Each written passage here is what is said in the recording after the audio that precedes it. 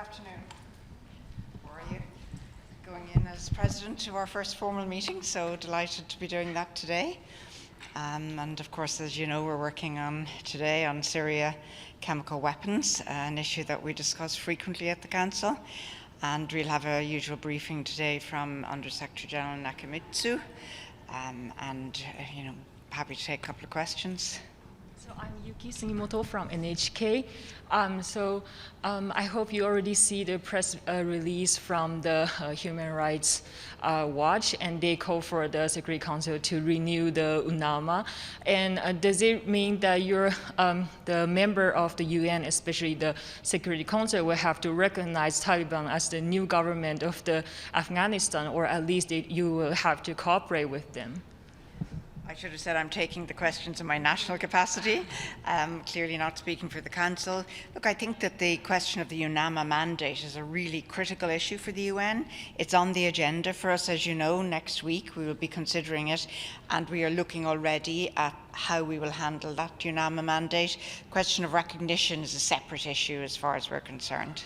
Ambassador, on Syria and the meeting today, is there what to expect more than the regular briefing? And we hear month after month almost the same things with no real development on the ground. What would you say to that?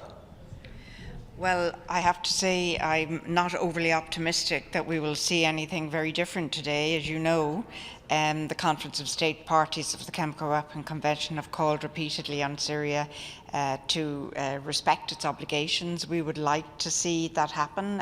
Syria has legal obligations in terms of its regrettable use of chemical weapons, but also now in terms of declaring and verifiably destroying them. We will say that again nationally, as we've said before.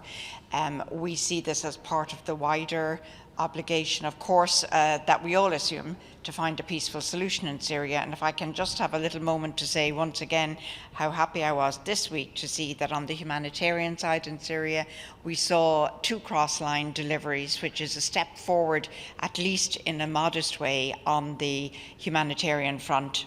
We co-pen hold that, worked very hard to see that resolution agreed in July. This is a good sign. On the other hand, we're still waiting for progress on the chemical weapons, and hopefully today's debate at least is one more effort to register very clearly the concerns we have about use of chemical weapons by anyone, anywhere, specifically today about Syria. Thanks very much, guys. We'll see you tomorrow, or Monday actually, Tuesday.